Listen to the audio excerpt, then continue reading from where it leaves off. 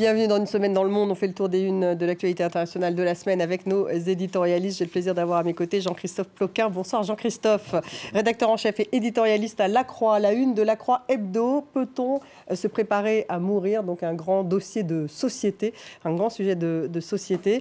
Et puis la une de La Croix Journal, c'était sur quoi aujourd'hui? Eh bien, c'est une très bonne question. Bon, écoutez, on ne le saura pas. Mais on va tous acheter la Croix. Patricia Lémonière est avec nous. Bonsoir. Patricia, grand reporter. Merci d'être là. Nous avons également Richard Verly. Bonsoir. Bonsoir Stéphanie. France-Europe pour le quotidien suisse Blick. Vous arrivez tout juste de Bruxelles. Exactement. Vous allez nous raconter. Et puis Nicolas Vado est avec nous ce soir, dessinateur pour Le Vif, L'Express, L'Écho et membre de Cartooning for Peace. Vous aussi, vous arrivez de Belgique, non? Absolument. Nicolas. Et puis votre dernier livre, magnifique BD, Restons bons amis. Voilà, Nicolas Vado. Et c'est donc aux éditions nicolatvado.com, bien sûr. Merci d'être là. On va revenir longuement, bien sûr, sur la guerre entre Israël et le Hamas. 21 jours maintenant après l'attaque du Hamas en Israël. Jusqu'où pourra aller une offensive de l'armée israélienne? Quid des otages détenus par le Hamas? Et puis quel bilan peut-on faire de la visite d'Emmanuel Macron au Proche-Orient ainsi que du sommet européen? Quels sont les risques d'une déflagration régionale? On va revenir ensuite également sur l'élection d'un Trumpiste ultra-conservateur, Mike Johnson, élu speaker du groupe républicain à la Chambre des représentants aux États-Unis après 3 semaines de blocage. Qui est-il? Quel impact sur le paquet d'aide de 100 milliards de dollars souhaité par Joe Biden pour l'Ukraine et pour Israël, qui doit bien sûr passer par le Congrès? Et on démarre avec donc la guerre entre Israël et le Hamas. L'offensive israélienne n'a pas vraiment commencé, mais il y a eu des incursions de l'armée israélienne à Gaza. Ce matin même, d'ailleurs, l'armée a annoncé que son infanterie avait mené, je cite, un raid ciblé dans le secteur central de la bande de Gaza. On va écouter d'abord, pour démarrer cette émission, Benyamin Netanyahou, le Premier ministre qui a pris la parole. C'était dans la nuit de mercredi soir. Citoyens d'Israël, le 7 octobre est un jour noir de notre histoire. Nous ferons toute la lumière sur ce qui s'est passé à la frontière sud de Gaza. Cette débâcle fera l'objet d'une enquête. Tout le monde devra donner des réponses, y compris moi. Jean-Christophe Ploquin, il a fait une sorte, il reconnaît en tout cas qu'il doit rendre des comptes, Benyamin Netanyahou. C'était un peu la nouvelle de cette semaine. Il y a tout un débat politique en Israël en plus, hein, justement, et pas seulement sur l'offensive terrestre. Oui, c'est ça. Donc, il y a une unité très forte en Israël. La population a été, et on comprend, extrêmement choquée par l'attaque terroriste du 7 octobre. Mais il y a en même temps une tension alors qui tient d'une part à l'enjeu des otages, c'est-à-dire les familles des otages souhaitent absolument que leur vie soit préservée, mais on sait combien ça peut perturber l'offensive terrestre. Et donc il y a un enjeu de certains Israéliens, pour qui le plus important c'est d'éradiquer le Hamas, donc d'aller le plus vite, le plus fort possible, et tant pis pour les otages. Donc ça c'est un débat. Et puis l'autre débat, effectivement, c'est le débat politique qui est très sous-jacent. Il y a une sorte de gouvernement de coalition qui a été créé, qui n'est pas vraiment un gouvernement d'union nationale. Un cabinet de guerre. Voilà. Et Bibi Netanyahou, effectivement, qui est quand même considéré comme responsable du fait de sa longévité au pouvoir, du fait que finalement, il était en situation de responsabilité le jour où l'armée israélienne, et personne n'a vu venir cette terrible attaque du Hamas. Donc c'est clair qu'il devra un jour rendre des comptes. Et là, il l'a un peu reconnu, Patricia, un peu pour la première fois. Il est très contesté aujourd'hui dans ce pays. Effectivement, il l'a reconnu. Ce qui est intéressant, c'est un sondage qui est paru dans un journal israélien aujourd'hui ou ce matin, de Le Mariv, tout de suite après les événements terribles du début, eh bien, 65%, je crois, de la population était favorable à une entrée massive et à ce qu'on en finisse avec le Hamas. Et aujourd'hui, au fil des jours, on voit que cette adhésion à une offensive massive terrestre, eh bien, s'effrite, puisqu'on est passé à plus que 45%. Et 45% de gens plutôt demandent maintenant qu'on attende un peu, et seulement 20 et quelques pourcents souhaitent, ou un peu plus, près de 30% souhaitent que cette offensive ait lieu. Donc on voit bien que la situation au sein de la population israélienne est en train de changer. Alors de là à dire que Benyamin Netanyahou va être complètement remis en cause et qu'il va perdre le pouvoir. Je crois qu'il va y avoir des commissions, comme toujours il y a en Israël, mais qu'il faut se montrer très prudente en ce qui concerne Benyamin Netanyahou. Il nous a montré une capacité de survie absolument étonnante. Et donc, je crois qu'en même temps, c'est une façon pour lui de dire « oui, j'ai commis des erreurs, mais je suis là et peut-être que je veux continuer ». Il n'a tout de même jamais été aussi contesté. Hein. Alors c'est certain, mais moi je suis assez d'accord avec Patricia. Je pense que l'animal politique Netanyahou, il est loin d'être mort. Il est en grande difficulté parce que objectivement il a failli et son gouvernement a failli, c'est une évidence. Donc quand il dit je vais devoir rendre des comptes, effectivement c'est ce que lui demande la population, c'est même ce que lui demande une partie de ses électeurs. Maintenant il va y avoir le déroulement de la guerre qui se prépare dans Gaza. Et si cette guerre il en sort gagnant, avec des succès, alors dans les conditions extrêmement difficile qu'on connaît, avec les risques sur les populations, etc. Mais s'il devait en sortir gagnant de manière objective, c'est-à-dire qu'il puisse dire « j'ai éradiqué le Hamas », à ce moment-là, la donne serait complètement renversée et le Netanyahou battu par le Hamas deviendrait le Netanyahou victorieux. Et ça changerait beaucoup de choses. C'est une hypothèse, en tout cas. On va écouter Joe Biden à présent, le président américain. On voit tout de même que les Américains freinent justement cette ambition d'offensive terrestre israélienne. On va l'écouter.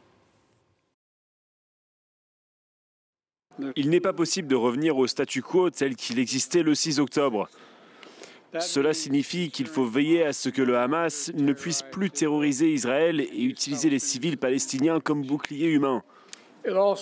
Cela signifie également qu'une fois la crise terminée, il faut avoir une vision de l'avenir. Et selon nous, il doit s'agir d'une solution à deux États. Cela signifie que toutes les parties, Israéliens, Palestiniens, partenaires régionaux, dirigeants mondiaux, doivent concentrer leurs efforts pour nous mettre sur la voie de la paix. Jean-Christophe, c'est vrai que les Américains, et en particulier Joe Biden, Anthony Blinken également, donc finalement demandent aux Israéliens d'étudier justement cette offensive terrestre, de ne pas y aller avec trop d'émotion. C'est vraiment la ligne américaine depuis le début. Je crois que les États-Unis redoutent une déflagration régionale. Et donc la visite de Joe Biden la semaine dernière, c'était quand même un facteur extrêmement important. C'est quasiment la seule fois où Joe Biden a complètement changé son agenda, s'est précipité sur un endroit dans le monde où il y avait quelque chose de très important depuis qu'il est président. Les États-Unis regardent beaucoup l'Iran, regardent beaucoup la façon dont l'Iran, qui a dit qu'il n'était pas responsable de l'attaque terroriste du 7 octobre, mais on sait que l'Iran est un sponsor du Hamas, le parrain du Hezbollah au Liban, et donc l'Iran peut activer pour finalement apporter une sorte de soutien peut-être au Hamas, faire en sorte que l'offensive israélienne ne soit pas trop forte. L'Iran envoie des signaux en disant attention, si l'offensive terrestre est trop violente, ou même si vous entrez dans la bande de Gaza, on lâche un petit peu nos chevaux et il va y avoir de l'agitation partout et des actions violentes partout. Je crois que les États-Unis veulent absolument éviter ce scénario, ne veulent pas que l'opinion arabe devienne à nouveau en ébullition. Et donc il y a à la fois un soutien militaire extrêmement puissant, très important qui est apporté à Israël avec 2 porte-avions qui ont été rapprochés des côtes, des interventions, des frappes qui ont eu lieu aujourd'hui. Et puis ils déploient leur système de défense anti-aérien aussi. Voilà, donc le soutien militaire est très important. Et sur le plan politique et diplomatique, on retrouve finalement un peu, c'est très étonnant, cette configuration des années 90, lorsque après que la guerre du Koweït, il y avait eu cette grande conférence internationale à Madrid, et finalement c'était à l'époque George Bush père et James Baker qui était secrétaire d'État, et ils avaient organisé finalement pendant 2 ans, 3 ans, ils avaient fait des pressions aussi sur Israël pour aboutir à un accord de paix, et donc il y avait eu les fameux accords d'Oslo. Donc voilà, c'est évidemment beaucoup trop tôt pour savoir si on va s'engager dans une séquence diplomatique comme ça, mais on sent que les États-Unis ont ça en tête. Emmanuel Macron aussi, c'est ce qu'il a dit aussi là-bas. Patricia, ce qui est sûr en tout cas, c'est que là, ils parlent d'incursion, les Israéliens. Et alors, en disant, à chaque fois, l'armée israélienne l'a redit ce matin, que ça vise à préparer une offensive terrestre. Mais les Américains attendent finalement d'avoir déployé leur parapluie dans la région. Alors, effectivement, vous soulignez un point qui est important, parce que je crois que les Américains qui ont apporté un soutien presque inconditionnel au début. Maintenant, ils prennent du recul, mais au début, inconditionnel à Israël. Maintenant, justement, ils sont prudents. Et pourquoi sont-ils prudents? Parce qu'ils ont déjà 19 blessés dans les bases américaines qui sont au Proche-Orient. Les proxys, on a envie de dire, iraniens qui se trouvent en Irak, ont tiré sur des bases américaines en faisant des blessés. Joe Biden ne peut pas se permettre d'avoir des morts. Donc, il veut déployer... Il veut déployer tout son système de missiles de protection, en fait, faire un parapluie qui protégerait ses hommes, mais qui protégerait aussi Israël.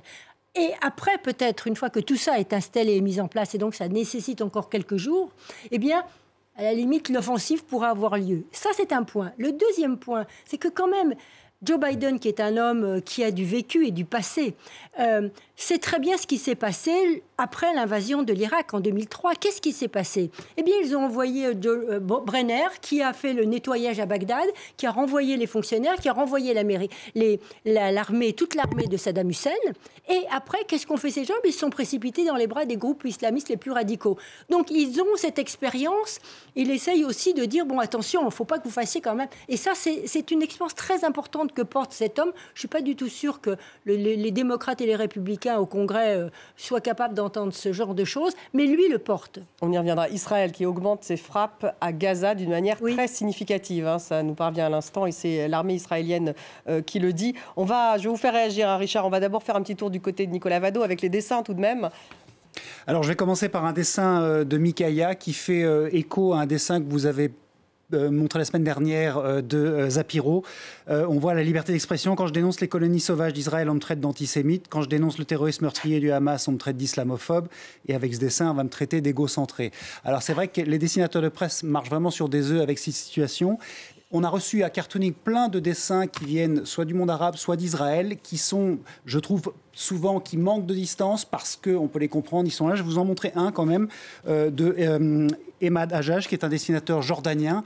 Et c'est un dessin qui est très dur.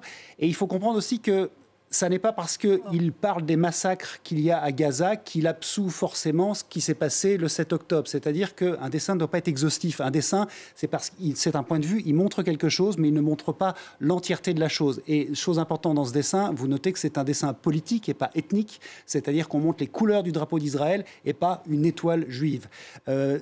Je suis allé un peu plus loin pour voir des dessins qui prennent un peu plus de distance, de Heng, dessinateur de Singapour. C'est un dessin que je trouve très très bien parce qu'il montre tout ce que peut faire Israël pour éradiquer le Hamas, mais qu'on voit que ça s'appelle un peu tuer une mouche avec un bazooka. Et dans le même ordre d'idée, un dessin de Manay Neyestani, dessinateur iranien, qui montre la même idée, c'est-à-dire que pour éradiquer cette pomme pourrie, Israël pourrait mettre tout Gaza par terre et il y a la petite colombe de la paix qui ne sait pas ce qui va advenir d'elle. Donc ce sont des dessins qui viennent de plus loin. Neyestani, je ne pense pas qu'il vive en Iran, mais Hein vit à Singapour, ce sont des dessins qui viennent de plus loin et qui mettent peut-être un peu plus de distance. C'est la question, finalement, Richard. Jusqu'où cette offensive terrestre doit-elle aller? Jusqu'où? Évidemment, il y a ce droit humanitaire dont on va reparler, il y a le respect du droit international. Alors, Emmanuel Macron à Bruxelles a mis en avant la nécessité de respecter le droit international. Il l'a dit après avoir répété que les 27 pays membres de l'UE reconnaissent le droit d'Israël à se défendre. Ce qui est intéressant pour faire écho à ce que disait Jean-Christophe, c'est que l'idée de la conférence de paix, qui est notamment portée par l'Espagne au regard de ce qui s'était passé il y a 30 ans, Emmanuel Macron l'a justifié d'une manière, je trouve, très convaincante en disant « il faut ». Simultanément, même si c'est très difficile, il faut engager un processus politique parce que sinon, les populations civiles de Gaza et l'opinion arabe, eh bien, elle tombera nécessairement dans les mains des groupes islamistes radicaux. Donc, aussi difficile que ce soit, il faut pousser une initiative diplomatique pour montrer aux Palestiniens qu'il y a un autre avenir que l'avenir du Hamas. Alors, c'est très difficile, mais les diplomates sont là pour ça, pour être suffisamment inventifs. Il y aura quand même la question d'Israël. Est-ce qu'Israël, aujourd'hui, peut accepter à la fois d'être la puissance qui fait tout pour éradiquer le Hamas et envoyer une délégation à une conférence de paix? On peut quand même en douter. On va écouter Emmanuel Macron. En tout cas, c'était cet après-midi à Bruxelles, alors que les États, les différents chefs de gouvernement et chefs d'État européens des 27 donc, ont été présents justement au sujet de ce conflit. On écoute le président français. Nous allons organiser en lien avec évidemment les autorités israéliennes, les Nations Unies, évidemment également l'Égypte, les voies et moyens d'avoir des soutiens humanitaires sur terre, d'en avoir, si possible, le long de la côte. Et ensuite, Chypre est en effet notre territoire le plus proche, de pouvoir soit acheminer des patients, soit en tout cas faire la liaison pour véhiculer de manière plus rapide des éléments de soins, d'alimentation ou de première nécessité. Et Patricia, donc en fait là il s'agit vraiment le président français lui demande une trêve humanitaire. Les Européens, on y reviendra, demandent eux plutôt des pauses humanitaires. Donc il y a effectivement une espèce de vocable que chacun... Et d'ailleurs à l'ONU, il y a un problème puisqu'ils sont aussi sur différents termes. Que souhaite véritablement la France là? Est-ce qu'effectivement, donc il y a ce bateau d'un côté, il va y avoir une sorte de corridor humanitaire qui sera organisé avec Chypre, avec la Grèce en tout cas, Emmanuel Macron a l'air de vouloir quelque chose de plus pérenne que simplement des pauses humanitaires. Alors, il y a plusieurs choses dans ce discours. Il y a eu d'ailleurs, vous pourrez le dire, 5 heures de discussion pour arriver au mot pause, je crois, parce que tout le monde avait ça. Singulier. Au singulier en plus, vous voyez. Et donc il y avait, mettons un S, ça veut dire qu'il y aura plusieurs pauses, surtout pas de trêve. Enfin bon, tout le monde avait son point de vue. Donc là, déjà, il a fallu qu'ils se mettent d'accord. Alors la France, je pense... est assez satisfaite effectivement de cette pause. Peut-être en voulait-il avec un S, mais enfin on ne va pas rentrer dans ce détail, c'est assez pathétique, mais ça sous-entend bien, ça montre qu'en fait il y a que tous les Européens sont loin d'être d'accord. Là, ils ont quand même réussi à se mettre d'accord sur un terme et un texte. Qu'est-ce que veut la France? Je crois que la France, après l'envolée du président en Israël, en disant qu'on va faire une grande coalition contre Daesh, et le rétropédalage qui s'en est suivi, maintenant, on est plus modeste dans on veut faire effectivement une réunion internationale qui prendra le temps qu'il faudra pour la mettre en place, et faudra-t-elle encore qu'elle marche, parce que nous sommes Français très souvent habitués à vouloir convoquer des conférences internationales qui n'aboutissent pas à grand-chose. Donc là encore, il faut faire attention. Le problème, c'est qu'il y a l'influence de la France aussi dans cette région. Voilà, par contre, sur le plan humanitaire, effectivement, là, on peut faire des choses. La preuve, il y a ce bateau qui arrive, il y a ces livraisons qui arrivent à Gaza, il y a cette idée de faire transiter pour ne pas gêner trop l'Égypte, etc. Enfin bon, de faire transiter directement par Chypre pour montrer que c'est vraiment l'Europe et avec le passage direct à Rafah. Mais il va falloir une autorisation là du Hamas, des Israéliens. Que les Israéliens acceptent et que le Hamas, il acceptera, il a tout intérêt à accepter. Il faut que les Israéliens acceptent et c'est là la vraie question.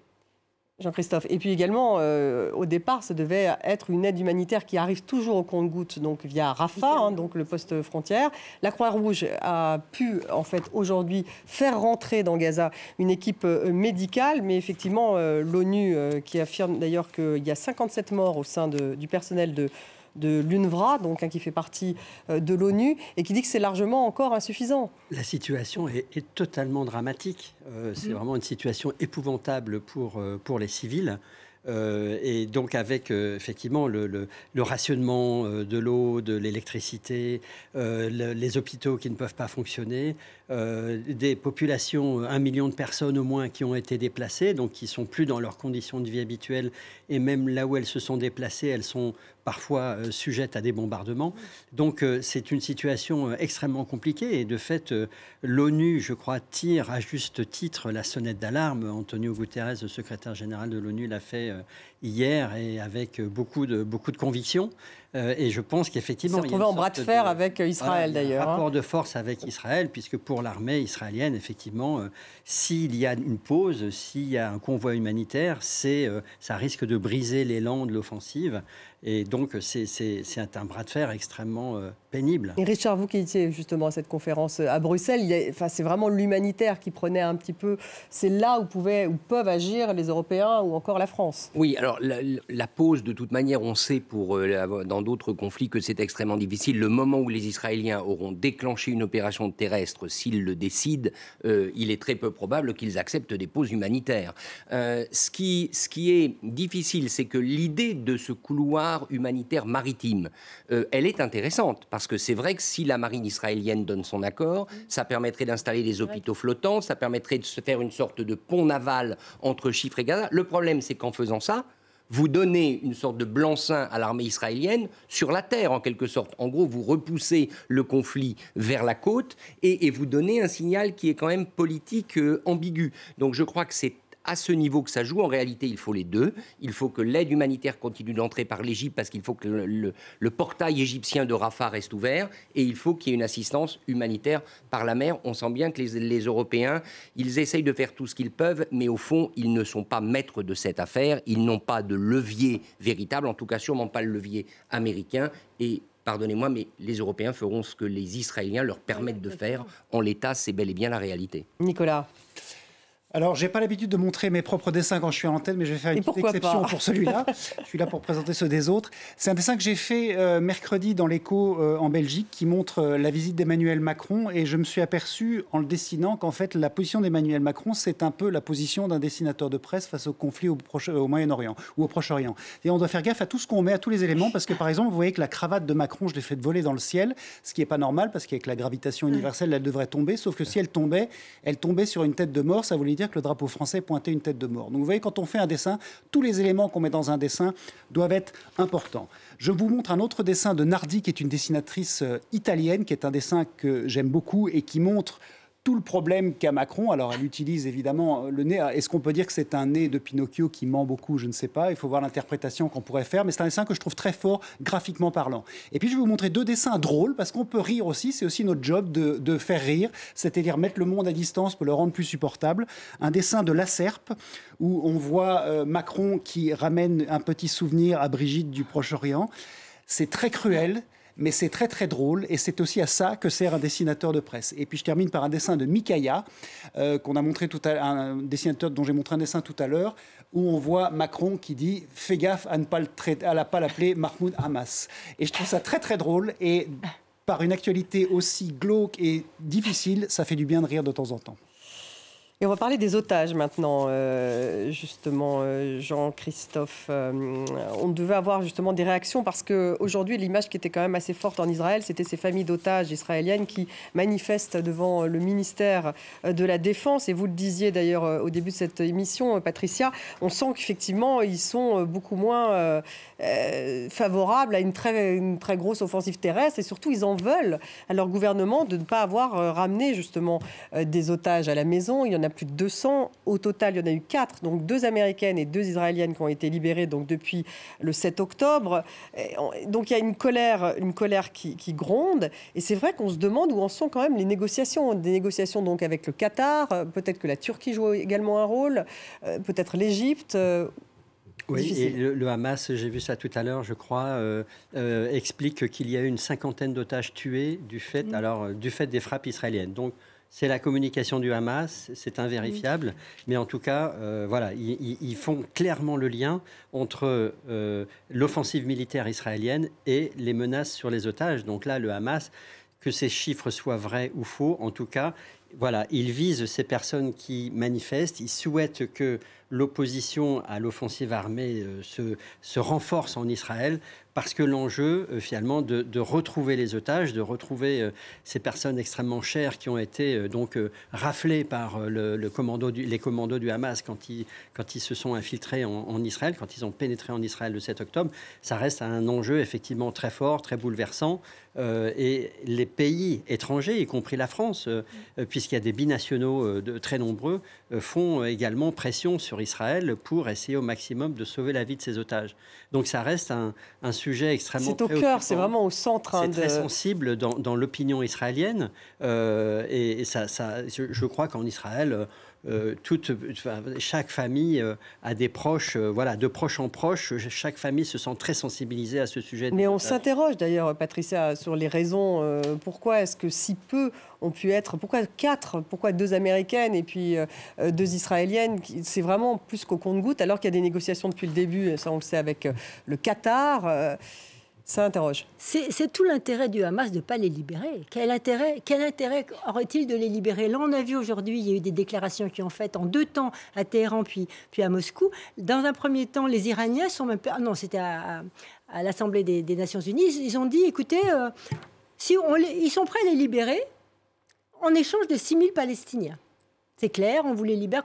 Et puis, quelques heures plus tard, le Hamas a fait savoir qu'il n'allait pas les libérer si les bombardements continuaient. Donc, vous voyez, tous ces discours, c'est un peu, je crois, pour nous occuper en quelque sorte pendant que, effectivement, il y a des négociations. Ça, on le sait, on a bien vu les propos du président de la République française à Bruxelles. Il y a des choses qui sont en train de se passer. Je crois que le Hamas l'a dit.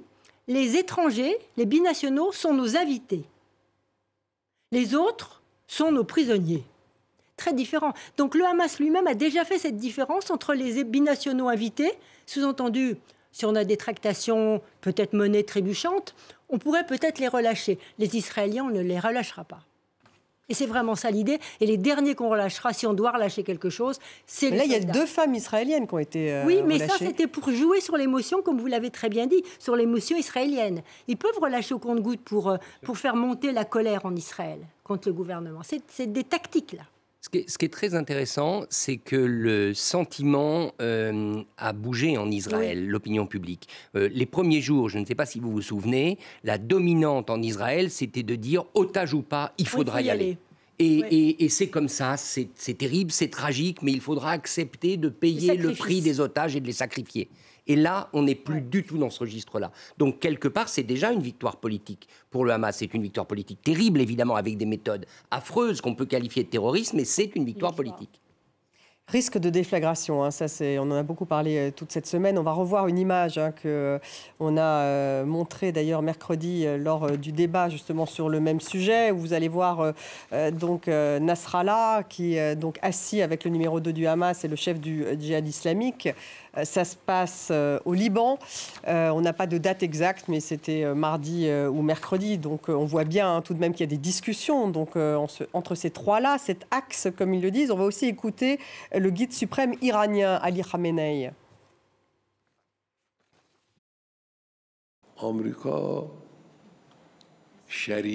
Dans ce cas, l'Amérique est définitivement complice des criminels, c'est-à-dire de ce crime.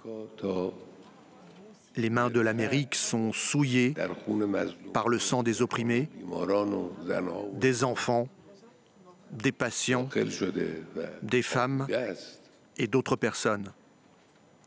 En fait, les États-Unis dirigent d'une certaine manière le crime qui est en train d'être commis à Gaza.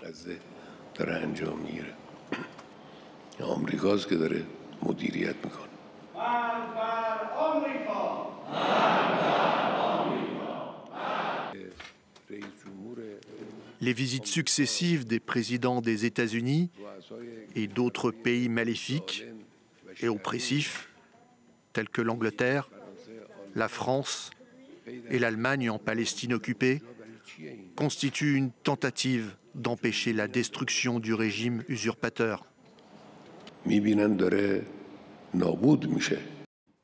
Richard, donc on voit bien tout de même cette menace iranienne et il y a un risque de déflagration quand même régionale. Il existe, on parle d'un front possible donc au sud du Liban, donc au nord d'Israël. La menace, elle est évidente. Rappelons quand même que les mains de ce régime des mollahs sont souillées par le sang des manifestants qui tous les jours depuis des mois, et notamment des femmes qui luttent pour leur liberté, et qui ont été récompensés successivement par le prix Nobel de la paix et par le prix Sakharov du Parlement européen. Donc qu'un dirigeant d'un État comme l'Iran donne des leçons d'humanité à la planète, sachant ce qui se passe dans son pays, pour moi c'est absolument indigne, ça n'est pas étonnant, mais ça peut porter, mais c'est tout à fait indigne. Et il y a une autre image qui reste en ce moment, c'est celle, pardonnez-moi de revenir à Gaza, mais de ce journaliste d'Al Jazeera qui a perdu sa famille sous un bombardement. C'est peut-être des images comme ça qui peuvent faire basculer l'opinion mondiale. Jean-Christophe. Oui, alors le Liban, pour le moment, on sent qu'effectivement, il y a une coordination qui est entre le Hezbollah, qui est un mouvement libanais, le Hamas, qui est un mouvement palestinien, mais qui a des bases au sud du Liban. Mais pour le moment, donc, finalement, la tension qui est extrême est assez contenue encore. Finalement, ça fait 3 semaines bientôt que l'attaque terroriste de Hamas a eu lieu. Le Hezbollah n'a pas lancer les dizaines ou les centaines ou les milliers de missiles qu'il possède. Donc on voit bien que pour le moment, on est dans une attitude encore extrêmement menaçante sur Israël. Là aussi, il s'agit de peser sur la décision israélienne en essayant de limiter l'invasion. Voilà, l'armée israélienne, je vous interromps, qui va étendre ses opérations terrestres ce soir à Gaza, selon le porte-parole. Voilà, donc on va voir si c'est l'offensive qui va déclencher justement une riposte du Hezbollah beaucoup plus importante. Jusque-là, elle était relativement contenue, mais on sait que quand on parle de déflagration régionale, c'est notamment entre le sud Liban et le nord d'Israël que ça peut se produire. Patricia. Écoutez, effectivement, on va voir ce qui va se passer là, cette nuit en Israël. Les frappes ont été intensifiées toute la journée. Va-t-on avoir encore des raids, une multiplication des raids qui ne seront pas encore l'offensive majeure? Les fameuses incursions. On ne sait pas, on peut avoir par exemple 4-5 raids parce que le long de l'ex-barrière, et vous avez bien vu qu'ils avaient fait aussi la nuit dernière un raid maritime près de Rafah. Donc on peut avoir une multiplication des raids pour essayer de se positionner et voir, parce que le Hamas attend cette offensive. Le Hamas s'est préparé à cette offensive. Donc les Israéliens veulent prendre un peu des points d'appui dans la bande de Gaza pour avancer, parce que si déjà la population se fait du souci énorme pour ses otages, imaginez-vous qu'il y ait une boucherie et qu'il y ait un grand nombre de soldats tués aussi, israéliens. Des soldats pris en otage. Voilà, et des soldats aussi pris en otage ou tués. Ça serait une catastrophe. Donc je pense que les Israéliens veulent effectivement seront très prudents chaque fois qu'ils avancent. D'ailleurs, dans les dernières offensives, moi j'ai couvert dans Gaza les dernières offensives, ils n'ont pas pénétré aussi loin. Hein. Même pour bordure protectrice, on ne rentrait pas dans Gaza. Et pourtant, une partie de la ville était déjà détruite. Donc, il y a ça. Est-ce que sur le plan, les autres pays autour, dont l'Iran, vont lancer leur proxy à l'assaut? Je partage l'avis de Jean-Christophe. Je crois que l'Iran est en difficulté en ce moment, comme vous l'évoquiez. Il n'a pas forcément envie d'une déflagration mondiale, internationale, mais on n'est pas à la merci d'une erreur. Vous savez que les camps palestiniens ont été travaillés par le Hamas. Et là, on peut avoir des gestes très suicidaires commis par le Hamas pour entraîner une déflagration, mais venant du Liban. Mais ça ne sera pas forcément le Hezbollah. Donc là, ce soir, c'est excessivement volatile et je crois qu'on ne peut pas s'avancer à faire des prédictions. Nicolas. Alors d'abord sur la question des otages, j'ai ce dessin très beau de Kishka qui est à mettre en balance avec les propos de Khamenei, où on voit évidemment un enfant et c'est écrit comme un enfant, 1300 tués, 5132 blessés, 200 portés disparus, plus 222 prises en otage, égale 9 700 000 traumatisés, 9 700 000 étant la population israélienne. C'est un très beau dessin parce qu'il montre l'innocence et aussi notre rôle de dessinateur de rappeler aux adultes les enfants qu'ils ont été, et rien, absolument rien ne justifie le fait de prendre des enfants en otage. C'est ce que montre ce très beau dessin de Michel Kishka, je trouve. Un dessin de Thierry Royard, dessinateur des Pays-Bas, qui après où on voit l'offensive terrestre israélienne qui pourrait avoir lieu, qui va écraser des populations. C'est à vous de voir si ce sont des Palestiniens ou si ce sont des otages israéliens qui sont dessous. C'est-à-dire qu'il montre le soldat qui cible les gens du Hamas, mais en ciblant les gens du Hamas, il risque d'avoir des dégâts collatéraux. C'est pas facile de faire des dessins rigolos sur le sujet, hein, j'en conviens. Mais on peut quand même, car Rodot l'a fait, dessinateur français, le dessin qui suit. La question des otages à Gaza, si on la garde trop longtemps, on va finir par sympathiser. C'est pas bon pour notre image. Comme quoi, on peut rire de ça. Et je termine par un dessin sur le risque d'explosion, qui est un dessin de Chapat, dessinateur suisse que l'on connaît bien. C'est comme le 11 septembre, sauf que c'est comme l'après 11 septembre. Et c'est vrai que pour les Israéliens, ce 7 octobre, c'est un peu leur 11 septembre. Et il faut voir ce qui va advenir après. On va changer de sujet. Direction Washington ce soir, l'élection de Mike Johnson. Mike Johnson qui est un Trumpiste ultra-conservateur, qui donc devient le speaker du groupe républicain à la Chambre des représentants. Après 3 semaines de blocage, on le connaît peu. Et on va mieux le connaître en écoutant un extrait d'une interview qu'il a donnée à Fox News. Écoutez. Quelqu'un m'a demandé aujourd'hui, les gens sont curieux de savoir ce que Mike Johnson pense de tout problème sous le soleil. Et j'ai dit d'aller chercher une Bible sur votre étagère et de la lire. C'est ma vision du monde, c'est ce que je crois. La Bible, toute la Bible, rien que la Bible. Oui. Voilà, c'est Mike Johnson. Ce qui est toujours fascinant, c'est l'alliance entre la Bible et Donald Trump. Oui. Parce qu'avouez que, franchement, entre la Bible et Donald Trump, il y a quand même un énorme fossé, voire un précipice. Eh bien, ces gens, ces élus, sont capables de faire la synthèse entre les deux.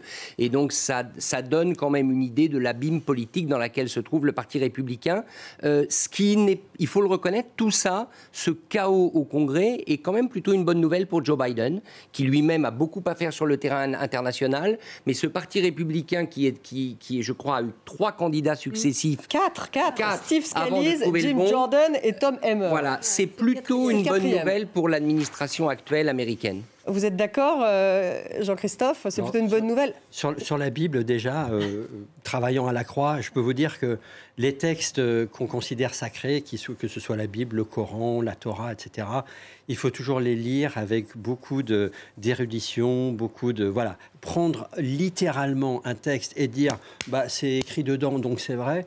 Bien sûr que non. Ce sont des récits théologiques, des récits parfois poétiques. Et donc, voilà, c'est pas de la politique. Ça montre un peu qui il est véritablement, non, voilà, ce conservatisme. En tout cas, pour le Parti républicain, je pense qu'on peut être rassuré, le bazar va continuer. Voilà, c'est-à-dire que ce brave garçon, il a peu de chances de rester en fonction, puisque soit il va essayer de, quand même, puisqu'il est speaker, le numéro 3 des institutions américaines, il va peut-être quand même chercher à trouver un accord avec le président des États-Unis, Joe Biden, mais s'il trouve un accord, il va se prendre à nouveau tous ses anciens copains sur le dos.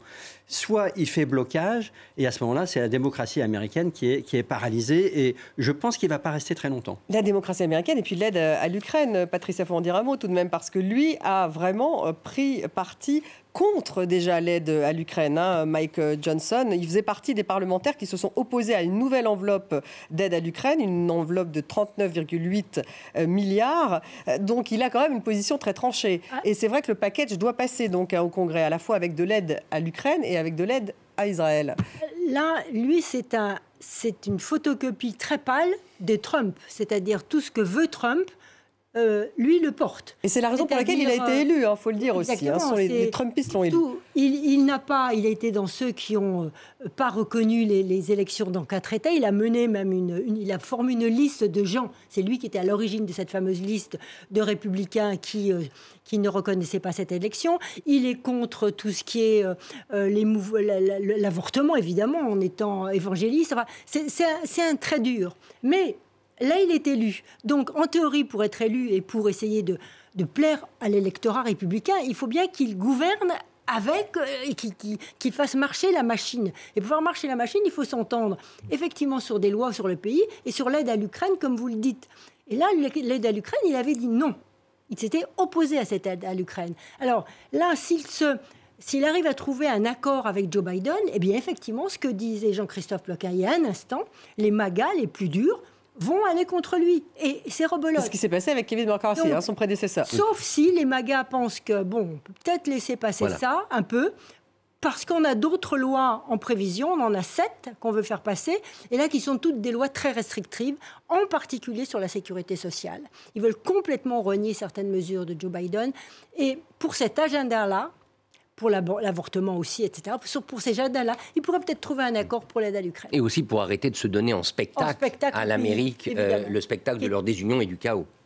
Alors justement, qu'est-ce que ça dit des élections, de l'élection présidentielle qui va avoir lieu dans un an maintenant, où effectivement on sait que Joe Biden est candidat. En face, donc, il y a Donald Trump qui n'a même pas participé, qui ne participe même pas aux primaires républicaines. Donc on se retrouve dans ce duel avec un congrès. On voit le parti tout de même avec cette ébullition d'un côté, les démocrates qui vont devoir se battre tout de même parce que Donald Trump reste populaire. Mais je pense qu'il y a un lien quand même entre le fait que Donald Trump passe aujourd'hui l'essentiel de son temps sur ses affaires judiciaires. Il est complètement pris, happé par la machine judiciaire américaine. Et c'est vrai que ce n'est pas fini. Et d'ailleurs, ses avocats, les uns après les autres, sur le cas de la Géorgie notamment, vous savez, la question des votes qu'il avait demandé à obtenir de manière litigieuse en Géorgie, ses avocats plaident coupables les uns après les autres. Et Donald Trump n'est pas là pour donner pour donner des ordres à ses hommes, en quelque sorte. Et donc, je pense qu'il y a un problème de leadership. À la fois, il y a les divisions entre les différentes franges du Parti républicain, comme le disait Patricia. Il y a un problème de leadership du côté de Trump vis-à-vis de ses troupes. Et puis, il y a Joe Biden qui est, on le sait, affaibli, qui paraît très vieux lorsqu'il s'exprime, mais qui tient la machine quand même. Si vous regardez ce qui se passe aux États-Unis aujourd'hui, l'administration, elle tient bon. Et donc, le plus frêle des deux, d'une certaine manière, n'est peut-être pas celui qu'on pense. Mais il n'est pas populaire, Joe Biden. Il y a cet accord dans l'industrie automobile, par exemple, qui a été trouvé par les grands syndicats, un accord tout à fait. Quand même, apparemment de vue de loin très favorable aux ouvriers de l'industrie automobile. Et Joe Biden est allé les soutenir. Joe Biden a suivi ça de très très près, a envoyé des messages d'apaisement, de soutien et d'encouragement et de félicitations. Donc il travaille lui aussi très très bien sa base. Et la croissance économique repart. Très à la hausse aux États-Unis, ce qui n'était pas attendu.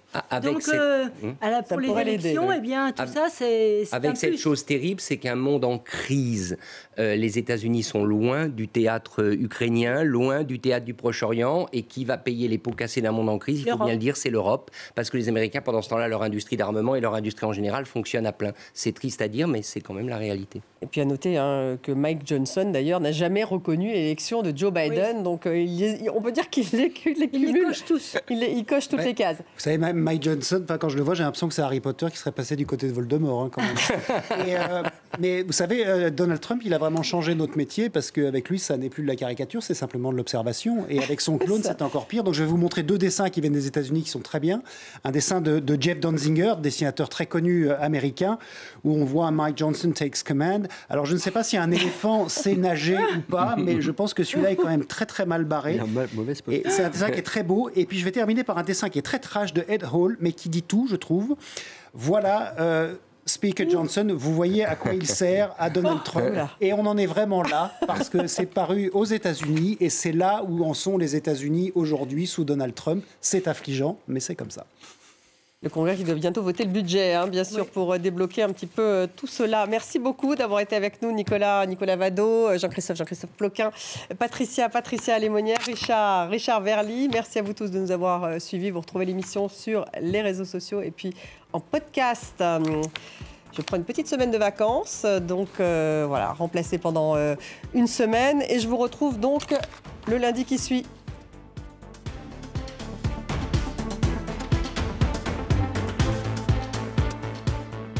Bonjour et